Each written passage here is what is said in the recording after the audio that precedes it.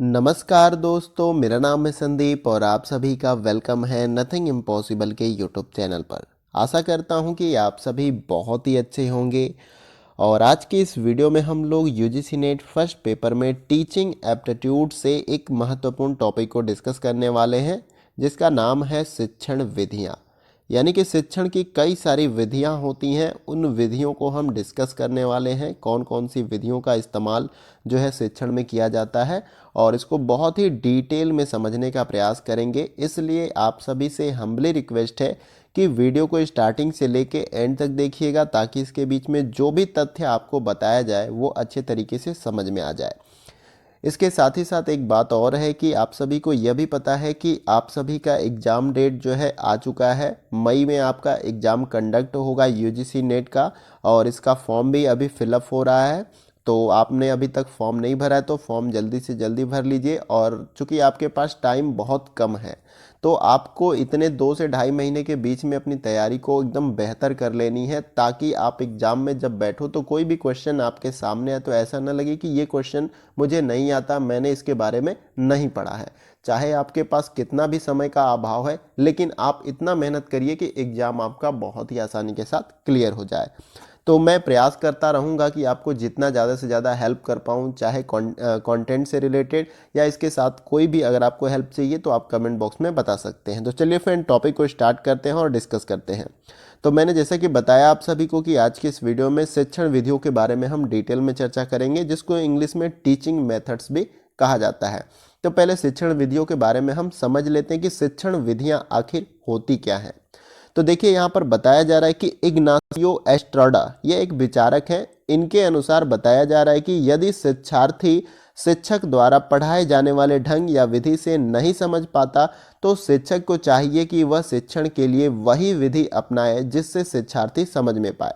ठीक है, तो यहाँ पर बस इस लाइन का या इतने तथ्यों का बस यह बताने का मतलब है कि शिक्षक अगर पढ़ा रहा है विद्यार्थियों को क्लासरूम में, तो अगर जिस भी मेथड्स या विधि से वो पढ़ा रहा है, अगर बच्चों को वो विधि समझ में नहीं आ रहा है, तो शिक्षक को यह चाहिए कि उस विधि को चेंज कर दे, उस विधि को ऐसा बना ले जिससे कि विद्यार्थी अच्छे तरीके से समझ ले, या तो वो खुद ही एक बार ब्रेक के ये देखे कि बच्चे किस प्रकार से ज़्यादा अच्छे तरीके से सीखते हैं, तो उसी विधि को इम्प्लीमेंट करके क्या करे, विद्यार्थियों को पढ़ाए। तो यहाँ पर बस इतना सा ही समझना है आपको, बहुत ही ज़्यादा कॉम्प्लिकेटेड ये चीज़ नहीं है।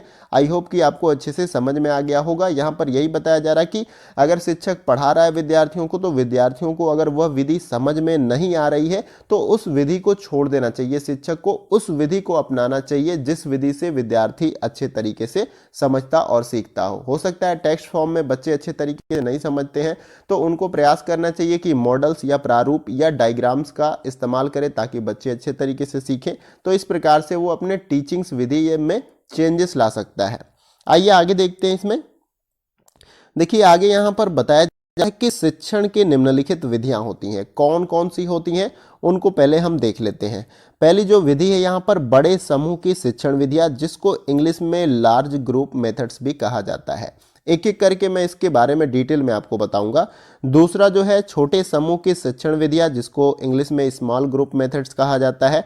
और तीसरा है आपका व्यक्तिगत शिक्षण विधियां, जिसको इंडिविजुअल टीचिंग मेथड्स भी कहा जाता है। तो ये 3 विधियां होती हैं शिक्षण की। आज की इस वीडियो में हम बड़े समूह की शिक्षण विधियों के बारे में डिटेल में चर्चा करेंगे, और अगले पार्ट में हम छोटे समूह शिक्षण की विधियों के बारे में चर्चा करेंगे, और तीसरा जो है आपका व्यक्तिगत शिक्षण विधियां, इसको हम अगले वीडियो में रखेंगे। देखिए, एक वीडियो में हम एक यहाँ पर शिक्षण विधि को अच्छे से डिस्कस करेंगे, ताकि आपको अच्छे तरीके से समझ में आ जाए। तो पहले हम आज के इस वीडियो में ये देखते हैं कि बड़े समूह की शिक्षण विधियां कौन कौन सी होती हैं। देखिए, बड़े शिक्षण में यहाँ पर आपका कुछ महत्वपूर्ण विधियों का इस्तेमाल होता है बड़े समूह के शिक्षण विधियों के अंतर्गत, तो उसको हम देखेंगे। तो यहाँ पर पहली जो विधि है व्याख्यान विधि, जिसको लेक्चर मेथड भी कहा जाता है। और दूसरी जो विधि है वो है आपका व्याख्यान एवं प्रयोग प्रदर्शन विधि, जिसको लेक्चर एंड आपका डिमोनिस्ट्रेशन स्ट्रेटजी भी कहा जाता है। और तीसरा जो है समूह शिक्षण, जिसको इंग्लिश में टीम टीचिंग भी कहा जाता है। और चौथा है टेलीविजन या वीडियो प्रस्तुति। पांचवा है आपका समीक्षा नीति और इंग्लिश में इसको रिसीव स्ट्रेटजी कहा जाता है।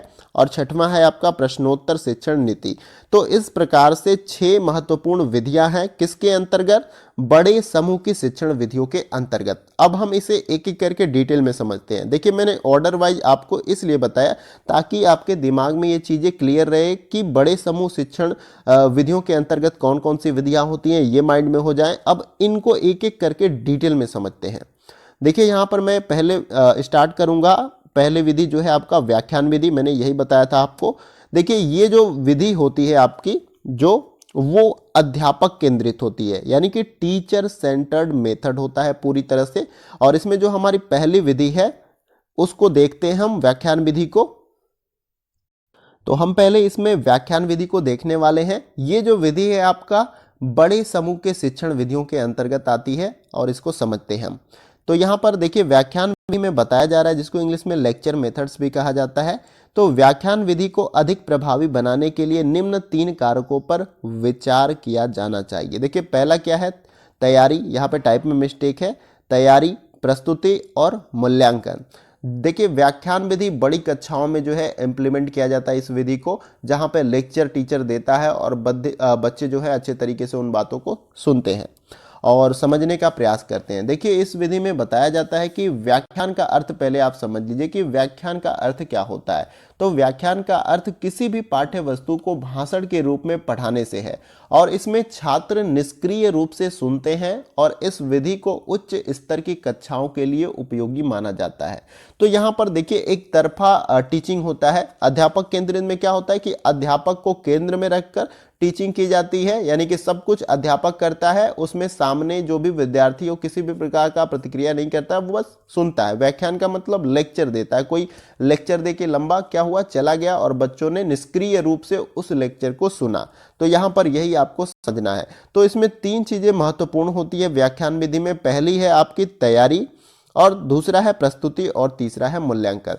तैयारी का मतलब कि आप जो भी लेक्चर क्लास में देने जा रहे हो तो उसकी आपको तैयारी पहले कर लेनी कि क्या कुछ हमें लेक्चर देना है या किस टॉपिक पे देना है और क्या क्या हमें विद्यार्थियों को बताना है। इसके साथ ही साथ प्रस्तुति, आपकी प्रस्तुति किस प्रकार से रहेगी, स्टेप बाय स्टेप तथ्यों को आप बता रहे हो या किस प्रकार से बता रहे हो। फिर इसके बाद तीसरा है मूल्यांकन। आपने तैयारी कर ली, उसकी प्रस्तुति कर दी, यानी कि लेक्चर आपने दे दिया, फिर आप उसका मूल्यांकन कर सकते हैं। तो ये 3 चीजें महत्वपूर्ण होती हैं व्याख्यान विधि में। और ये देखिए पूरी तरह से अध्यापक केंद्रित होता है, इसमें छात्र निष्क्रिय होता है। अध्यापक केंद्रित जितनी भी विधियां होती हैं उसमें छात्र निष्क्रिय होता है, विद्यार्थी किसी भी प्रकार की प्रतिक्रिया नहीं करता है। यहाँ पे अध्यापक जिस प्रकार से चाहता है उसी प्रकार से टीचिंग होती है। ठीक है, आइए देखते हैं इसमें। देखिए अगली जो विधि है बड़े समूह की शिक्षण विधियों के अंतर्गत, वो है आपका व्याख्यान एवं प्रयोग प्रदर्शन विधि, जिसको इंग्लिश में लेक्चर एंड डिमॉन्स्ट्रेशन स्ट्रेटजी भी कहा जाता है। तो देखिए इसमें बताया जा रहा है कि प्रयोग प्रदर्शन वैसे तो छोटे समूह की शिक्षण विधि मानी जाती है, लेकिन अगर इसको व्याख्यान शिक्षण विधि से मिश्रित करके कक्षा शिक्षण में उपयोग किया जाए तो व्याख्यान की काफी कमियों को दूर किया जा सकता है। तो देखिए यहाँ पर यह बताया जा रहा है कि प्रयोग प्रदर्शन विधि, व्याख्यान एवं प्रयोग प्रदर्शन विधि का मतलब क्या है, लेक्चर वाला जो टेक्निक्स है या लेक्चर वाली जो विधि है उसमें प्रयोग और प्रदर्शन विधि को शामिल करके एक नई विधि का यहाँ पे निर्माण करने का प्रयास हो रहा है, जिसमें लेक्चर के साथ साथ बोर्ड पे, यानी कि जो सामपट होता है या बोर्ड होता है उस पर कुछ प्रदर्शन किया जाता है, कुछ मॉडल्स या कुछ प्रारूप या कुछ डायग्राम बना के लेक्चर और डायग्राम के मेथड से जो है बच्चों को समझाने का प्रयास किया जा रहा है। यहाँ पर भी छात्र निष्क्रिय रहते हैं, क्योंकि अध्यापक केंद्रित जो भी टीचिंग मेथड्स होते हैं उसमें छात्र निष्क्रिय रहते हैं। बस यहाँ पे एक बेनिफिट मिल जाता है बच्चों को कि जो चीज वो लेक्चर के रूप में सुनते हैं उससे संबंधित कुछ डायग्राम बोर्ड पे अच्छे तरीके से बना दिए जाते हैं ताकि बच्चे और अच्छे तरीके से समझ सके। तो ये जो है व्याख्यान से ज्यादा बेहतर है। यहाँ पर यही आपको बताया जा रहा है कि व्याख्यान एवं प्रयोग प्रदर्शन विधि क्या है, वो व्याख्यान विधि से ज्यादा बेहतर है। आई होप कि आपको अच्छे तरीके से समझ में आ रहा होगा, और नहीं भी समझ में आया तो कमेंट बॉक्स में आप बता दीजिएगा ताकि मैं आपको और भी अच्छे तरीके से बताने का प्रयास करूं। आगे देखते हैं इसमें। देखिए बड़ी समूह की शिक्षण विधियों के अंतर्गत ये हमारा तीसरा है समूह शिक्षण विधि। समूह शिक्षण विधि को हम देखते हैं, जिसको इंग्लिश में टीम टीचिंग मेथड्स भी कहा जाता है। देखिए इसमें बताया जा रहा है कि समूह शिक्षण बड़े समूह में पढ़ाने के लिए एक परिवर्तनात्मक दृष्टिकोण है, जिसमें दो या अधिक शिक्षक योजना बनाने, उनको क्रियान्वित करने और छात्रों के समूह में सीखने के अनुभव का मूल्यांकन करने के लिए सम्मिलित होते हैं। तो यहाँ पे समूह शिक्षण का मतलब आपको यह स्पष्ट होता है कि समूह में, किसी समूह में जो टीचिंग होती है वह समूह शिक्षण पद्धति के अंतर्गत आता है। देखिए इसको और भी डिटेल में आप अच्छे तरीके से यहाँ पर समझ सकते हैं कि इसमें यह बताया जा रहा है कि समूह शिक्षण जो है बड़े समूह में पढ़ाने के लिए एक परिवर्तनात्मक दृष्टिकोण होता है, जो कि मैंने आपको यहाँ पर अभी बताया।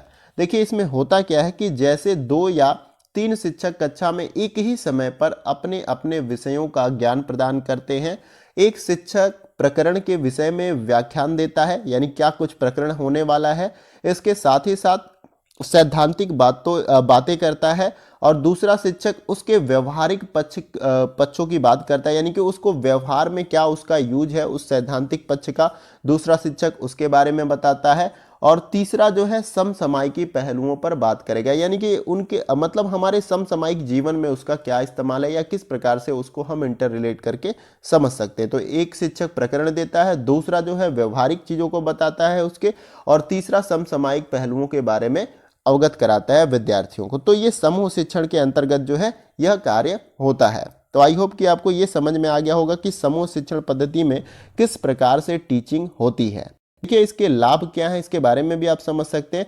तो इस विधि में छात्रों द्वारा सबसे अच्छी संकाय को साझा किया जा सकता है, और इसके साथ ही साथ इसमें जो है कई शिक्षण तकनीकों और उपकरणों का अनुकूलतम उपयोग भी किया जाता है, और इसके द्वारा शिक्षण की गुणवत्ता में सुधार किया जा सकता है। तो हर चीज़ की कुछ फायदे भी हैं, कुछ नुकसान भी हैं। तो इसके भी कई सारे नुकसान हैं, उसको भी आप समझ सकते हैं कि इस विधि द्वारा विशेष दक्षतापूर्ण शिक्षकों को ढूंढना एक कठिन कार्य है। तो ऐसा नहीं कि शिक्षक सभी परफेक्ट होते हैं, परफेक्ट का मतलब नहीं, आपके पास बहुत सारा नॉलेज है लेकिन आप सामने वाले विद्यार्थी तक एक्सप्रेस नहीं कर पाते हो, तो वो एक समस्या है। वो टीचिंग उस समय आप इफेक्टिव नहीं कर पाओगे। तो जो टीचर्स के अंदर बहुत सारे स्किल्स यानी कला है कि बच्चों को किस प्रकार से तथ्यों को समझाया जा सकता है, उस प्रकार के टीचर्स की आज भी कमी है। आप महसूस करते होंगे, कहीं भी आप किसी भी स्कूल्स में पढ़े होंगे या कॉलेज में पढ़े होंगे, तो आपने इन बातों को जरूर महसूस किया होगा, इन चीज़ों को आप जरूर महसूस करते होंगे। तो उम्मीद करता हूं कि आपको समूह शिक्षण पद्धति अच्छे तरीके से समझ में आ गया। आगे देखते हैं इसमें जो नेक्स्ट इसमें है आपका टेलीविजन या वीडियो प्रस्तुति। इसके अंतर्गत देखिए क्या होता है, इसके अंतर्गत जो है टेलीविजन प्रस्तुति रेडियो या ऑडियो प्रस्तुति से अधिकतर बेहतर होती है। इसके द्वारा शिक्षण को अच्छे तरीके से समझाया जा सकता है। तो देखिए कि आज के समय में बहुत सारे ऐसे भी चैनल्स हैं आपके टीवी पे जिससे एजुकेशनल शो चलते रहते हैं, एजुकेशनल जो है प्रोग्राम आते रहते हैं। जैसे आपका एक ज्ञान दर्शन है, उसके साथ साथ इग्नू के द्वारा कई सारे ऐसे चैनल्स चलाए जाते हैं जो अलग अलग कोर्स से जुड़े लेक्चर्स जो है टीवी पे आते रहते हैं। इसके साथ ही साथ आप जो है डिश टीवी पे अगर देखोगे तो उस पर बहुत सारे डिस्कवरी चैनल है, डिस्कवरी साइंस है, हिस्ट्री टीवी है, एनिमल प्लैनेट्स है, और BBC अर्थ करके इस तरह से बहुत सारे एजुकेशनल चैनल हैं जिस पे बहुत सारे डॉक्यूमेंट्रीज भी जो है दिखाई जाती हैं, और इन्फॉर्मेशनल वीडियो रहती हैं किसी क्षेत्र विशेष के बारे में, किसी जानवर के बारे में, किसी भी चीज़ों के बारे में, वहाँ पे इन्फॉर्मेशनल वीडियो होती है। तो टीवी के माध्यम से भी आप बहुत सारे नॉलेज गेन करते हो और अच्छे तरीके से। तो यहाँ पर यही बताया जा रहा है कि टेलीविजन प्रस्तुति रेडियो या ऑडियो प्रस्तुति से अधिक बेहतर होती है। रेडियो का मतलब जिसमें वॉइस आपको बस सुनाई देती है, लेकिन टेलीविजन में क्या होता है कि आप वॉइस तो सुनते हो लेकिन उनके पिक्चर्स या उनके वीडियो को भी विजुलाइज करके अच्छे तरीके से देखते हो। तो ये रेडियो और ऑडियो से बेहतर होता है आपका टेलीविजन या वीडियो प्रस्तुति शिक्षण विधि। तो आशा करता हूं कि ये भी आपको अच्छे तरीके से समझ में आ गया होगा। आइए आगे देखते हैं। अगली जो विधि हमारी है इसमें वो है आपका समीक्षा नीति विधि, जिसको इंग्लिश में रिव्यू स्ट्रेटजी भी कहा जाता है। तो देखिए इसमें बताया जा रहा है कि व्याख्यान विधि, चर्चा विधि, समूह शिक्षण विधि सबके पूरा अवलोकन को समीक्षा नीति का नाम दिया जाता है। यानी कि व्याख्यान विधि से आपने जो है टीचिंग किया, चर्चा विधि से किया, समूह शिक्षण विधि से किया, तो इन सभी का पुनरावलोकन जो है समीक्षा नीति विधि में किया जाता है, यानी कि किस प्रकार से ये विधियां काम की, बच्चों को अच्छे तरीके से समझ में आया या नहीं आया, इनमें क्या त्रुटियां हैं, उन सभी का पता किस में चलेगा, समीक्षा नीति विधि में पुनरावलोकन के द्वारा। इसमें बताया जा रहा है कि इससे शिक्षक को कक्षा शिक्षण की प्रगति का पता चलता है, यानी कि अगर आप कोई भी कार्य करते हो तो आप उसकी समीक्षा करते हो कि कार्य कैसा रहा, उसमें क्या समस्याएं आई, ताकि आप नेक्स्ट टाइम जब उस कार्य को करने जाओ तो उन कमियों को दूर कर सको। तो इसमें समीक्षा नीति में यह चीज़ों का ध्यान रखा जाता है और आपको ये अच्छे तरीके से समझ में भी आ रहा होगा। इसमें कोई लॉजिक नहीं है। समीक्षा का मतलब किसी भी कार्यों की समीक्षा करना, या तो आपने टीचिंग किया तो आप भी उसकी समीक्षा करते हैं। चाहे प्रिंसिपल आप देखते हैं मीटिंग करते हैं और सभी शिक्षकों से यह पूछते हैं कि कैसा चल रहा है, क्लास अच्छे से चल रहा है, या बच्चों से समीक्षा करते हैं कि टीचर्स जो पढ़ा रहे हैं क्या अच्छे तरीके से पढ़ा रहे हैं या नहीं पढ़ा रहे हैं। तो ये समीक्षा करने की बात होती है कि समीक्षा करके अगर कोई कमी आ भी रही है या कोई समस्या या कोई त्रुटि हो भी रही है तो उसमें सुधार किया जा सकता है। तो ये सब समीक्षा नीति विधि से जो है पॉसिबल हो सकता है। तो समीक्षा नीति विधि आपको अच्छे तरीके से समझ में आ गया। आगे देखते हैं। इसमें देखिए अगला जो मेथड्स है इसमें वो है आपका प्रश्नोत्तर शिक्षण नीति, जिसको इंग्लिश में क्वेश्चन आंसर मेथड्स भी कहा जाता है। इस विधि को सुकराती विधि भी कहा जाता है।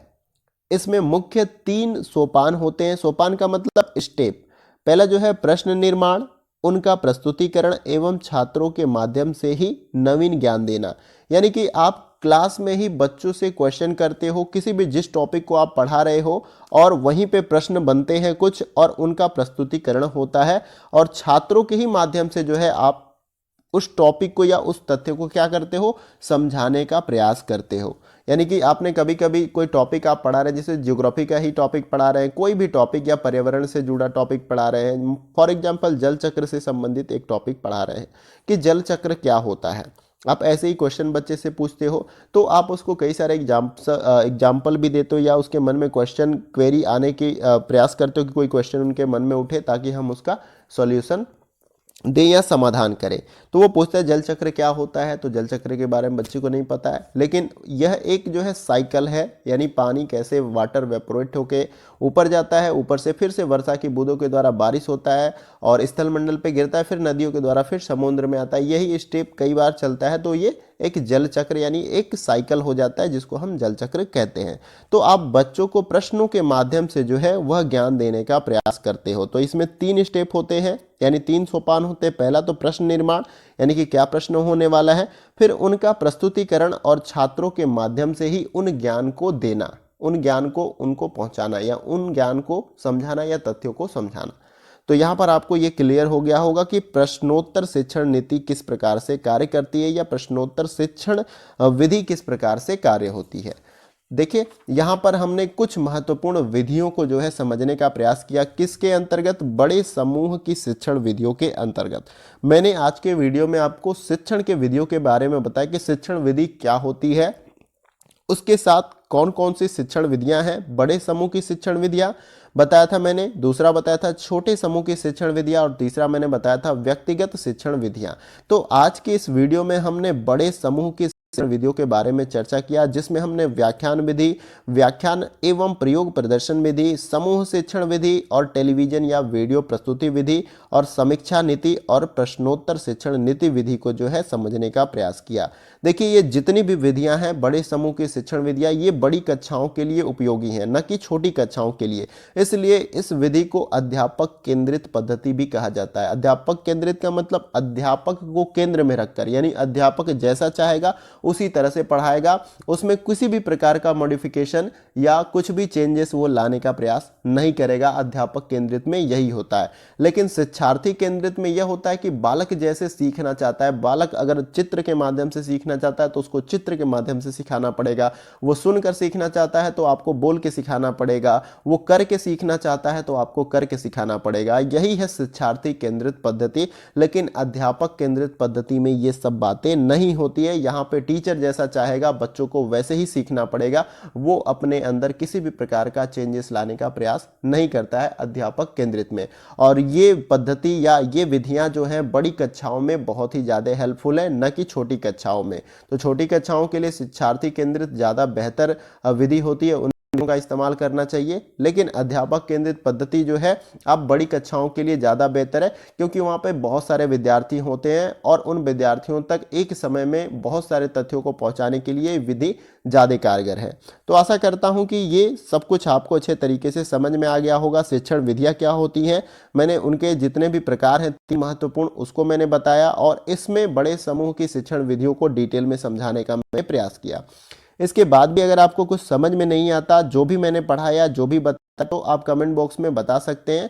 इसके साथ साथ वीडियो को कैसे बेहतर और बनाया जा सकता है, अगर उस बारे में भी अगर आपके पास कोई राय है या सजेशन है तो उसको भी आप दे सकते हैं। और मेरा प्रयास रहेगा कि आपको ज़्यादा से ज़्यादा जो है तथ्यों को मैं बताऊं, और इसके साथ ही साथ जो विगत वर्षों में पूछे गए प्रश्न हैं उसको भी कराऊं, और जो प्रैक्टिस सेट क्वेश्चन होंगे प्रत्येक यूनिट के अनुसार मैं उसको भी कराऊंगा। लेकिन अभी मैं तथ्यों को कुछ दिन तक पढ़ाऊंगा, ताकि आपको तथ्य के बारे में भी अच्छे से समझ में आ जाए। और आपको भी निरंतर मेहनत करना होगा अगर परीक्षा में आपको सफल होना है। देखिए, आप कहीं से भी पढ़ाई करिए, लेकिन जब तक आप खुद से मेहनत नहीं करते हो तब तक आप सफल नहीं हो सकते। तो आपसे मेरा हम्बली रिक्वेस्ट है कि आप मेहनत निरंतर करिए, प्रीवियस ईयर के क्वेश्चन पेपर सॉल्व करिए फर्स्ट पेपर से। अगर सेकंड पेपर आपका जो कुछ भी है तो उसको भी सॉल्व करिए, और जो भी टॉपिक है सिलेबस के अनुसार उसको भी रिवाइज करते रहिए।